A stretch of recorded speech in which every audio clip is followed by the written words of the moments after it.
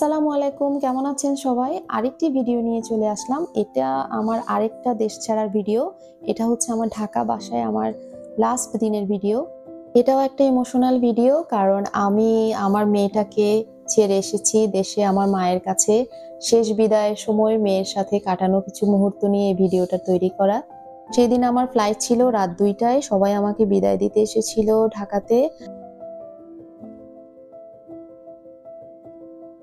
অনেকদিন থেকে প্যাকিং করছিলাম, তারপরও লাস্ট ফিনিশিং এ কিছু ওয়েট বেশি হয়ে গিয়েছিল। তখন আমরা বসে কিছু জিনিস বের করলাম। এদিকে আমি আমার দেশের একটা পতাকা নিয়েছিলাম। আমার ছোট বোন এই ক্যাপচারটা করেছিল। আমার খুব ইচ্ছে করছিল আমি যাওয়ার সময় একটা পতাকা নিয়ে যাই। আমার দেশের একটা কিছু আমার সাথে থাকুক। ব্যাগ গোছানোর সময় ও দেখে ভিডিওটা করলো। আমি লুকিয়ে নিয়ে যাচ্ছিলাম পতাকাটা। আমার পুরো প্যাকিং এ আমার আম্মু আর আমার ছোট বোন অনেক হেল্প করেছিল। আমার ছোট বোন মোটামুটি সব গুছিয়ে দিয়েছিল। আর আমি আর ও মিলে পুরা ব্যাগটার আরো যখন ওজন একটু বেশি হয়ে গিয়েছিল সবকিছু বেছে, বেছে বের করছিলাম। কোনো কিছুই রেখে আসা উচিত হয়নি। এখন আসার পর বুঝতে পারছি যে অনেক কিছু নিয়ে আসা উচিত ছিল। কিন্তু ওজন বেশি হয়ে যাওয়ার কারণে অনেক কিছু ফেলে আসতে হয়েছিল। যেহেতু আমি একা আসছি তাই কোনো রিস্ক নিতে চাইনি, বাট এয়ারপোর্টে কোনো প্রবলেমই হয়নি। এখন অনেক আফসোস হয় যে কেন ওজনগুলো কমানোর ট্রাই করেছিলাম, একটু বেশি হলেও কোনো সমস্যা হতো না। আমি প্যাকিং করতে করতে এর মধ্যে আমার ফ্রেন্ড চলে আসলো আমার সাথে দেখা করতে। আমি 10টা বাজে বের হব, ও 7টায় অফিস করে আমার সাথে লাস্ট দেখা করতে চলে আসলো। আর আমাদের বন্ডিংটা খুব ভালো ছিল। ও আমাকে দেখে অনেক কান্না করলো, আমাকে জড়িয়ে ধরে আমিও কাঁদলাম, ও কাঁদলো। খুব খারাপ লাগছিল ওর জন্য। ওকে আমি অনেক মিস করব। আমার সব বিপদে ও আমার সবসময় পাশে থাকতো। ওর সব বিপদে আমি পাশে থাকার চেষ্টা করতাম। এমন একজন বন্ধু থাকে না যে হুট করে বলে, "এই চল বের হবি?" ও আমার এমনই একটা ফ্রেন্ড ছিল। যখন ইচ্ছা তখন আমরা দুজন ঘুরতে চলে যেতাম, বের হয়ে যেতাম। ওকে আমি খুবই মিস করব। ওকে আসলে রেখে আসতে খুব খারাপ লাগছিল। আমার জন্য আসার সময় একটা সুন্দর গিফট নিয়ে আসলো। আমার খুব পছন্দ হয়েছিল। আমি সুন্দর করে এটা ব্যাগে ভরে নিলাম। এদিকে আমাদের কান্নাকাটি দেখে আমার আম্মু হাসছিলেন। আর আমার ফ্রেন্ড আসলে ও আমাকে খুব ভালোবাসে। ও খুব আমাকে মিস করবে এটাই বলছিল।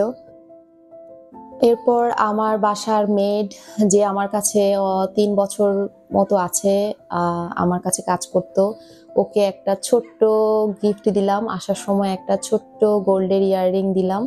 সে খুব খুশি। আমার সাথে তার খুব ভালো একটা সম্পর্ক ছিল। আমার জন্য খুব টান ছিল ওর। ও আমাকে খুব ভালোবাসতো। আমি আসার কথা শোনার পর থেকেই সে খুব মন খারাপ করতো, কান্নাকাটি করতো। যখনই আমি ওর কানের দুলটা ওকে পরিয়ে দিচ্ছিলাম, সে এমন কান্না শুরু করলো। আমাকে জড়িয়ে ধরে বারবার বলতেছিল যে ওর মা যখন মারা গিয়েছে এরপর আমি ওকে টেক কেয়ার করতাম ওর মায়ের মতো। এই কথাটা শুনে আমার খুব খারাপ লাগলো। আমি ওকে জড়িয়ে ধরলাম। বারবার বলতেছিল যে আমার মা চলে যাচ্ছে, মনে হচ্ছে আমার মা আবার চলে যাচ্ছে। ও আমার জন্য অনেক কিছু করতো। আমার অসুস্থ হলে আমাকে খুব টেক কেয়ার করতো। আমিও ওর জন্য করার ট্রাই করেছি সবসময়। ও খুব কাঁদলো। আসলে এই মানুষগুলোকে খুব মিস করব।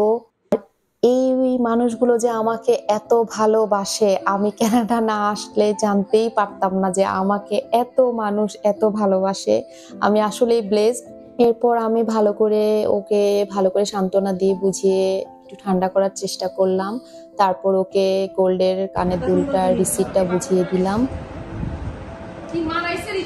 এখন আমার মেয়ের সাথে আমার লাস্ট কিছু মোমেন্ট। ওকে লাস্ট বারের মতো চুল আঁচড়িয়ে রেডি করে দিচ্ছি। সে খুব খুশি। ও বুঝতেই পারছে না আমি অনেক দূরে চলে যাচ্ছি অনেক দিনের জন্য। কিন্তু আমি অনেক, অনেক খারাপ লাগছিল তখন, কিন্তু ওকে হাসানোর ট্রাই করছিলাম। ও খুব খুশি যে ও নানুর বাড়িতে যাবে, নানা নানুর সাথে থাকবে। কিন্তু আমার ওর জন্য মানে আমি যখনই ওকে টাচ করছি আমার মনে হচ্ছে আমি জাস্ট কান্না চেপে রাখছি। আমার খুব খারাপ লাগছিল।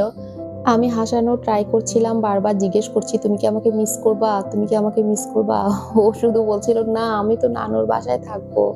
নানুর বাসায় খুব ফান হবে, খুব মজা হবে, আমার স্কুল থাকবে না।" ও এটাই বুঝতে পারছে না যে ওর মা চলে যাচ্ছে, মার সাথে অনেকদিন দেখা হবে না। এ ধরনের কোনো কিছুই তার মধ্যে ছিল না, যেহেতু ছোট বেবি। কিন্তু আমার খুব খারাপ লাগছিল। এখানে আসার পর আমি ওকে এত মিস করি, এত মিস করি। আমার খুব খারাপ লাগে ওর জন্য। ও ঢাকার স্কুলটা বন্ধ করে দিয়ে আমি ওকে ফেনীতে আম্মুর কাছে রেখে যাচ্ছি। এটা আমার জন্য অনেক বড় একটা মেন্টাল স্ট্রেস। কিন্তু কিছু করার নেই। আমি মনে করি আমার মেয়ে আমি ছাড়া সবচেয়ে সেফ থাকবে আমার মায়ের কাছে। কিন্তু আনফরচুনেটলি ওখানে কোনো স্কুল নেই। আমার হোম টাউনে ভালো কোনো ইংলিশ মিডিয়াম স্কুল নেই। যেহেতু ও ছোটবেলা থেকে ইংলিশ মিডিয়াম স্কুলে পড়তো, তাই ওকে হুট করে কোনো বাংলা মিডিয়াম স্কুলে দেওয়া যাবে না। এইজন্য ওকে আপাতত ও বাসায় পড়াশোনা করবে। ওকে একজন ইংলিশ টিচার রেখে আমি পড়াবো। যেহেতু আমি জব নিয়ে যাচ্ছি, তাই ওকে এখন নিতে পারবো না আমার সাথে। আমার ইচ্ছে হলো আমি এখানে একটু সেট হয়ে তারপর ওকে নিয়ে আসবো আমার কাছে।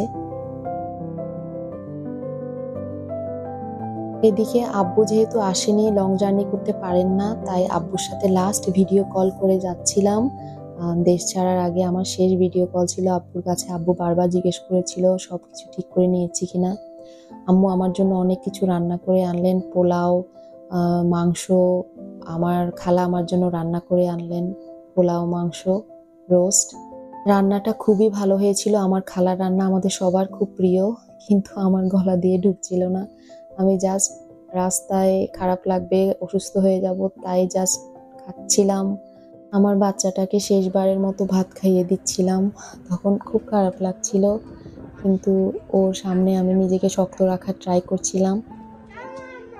এখন সব রেডি করার পালা। সবকিছু নিলাম, আমার পাসপোর্ট, টাকা, সবকিছু নিয়ে আমি এখন রেডি। একটু পরেই বের হব। এখন আমার মেয়েটাকে লাস্ট জড়িয়ে ধরা পালা।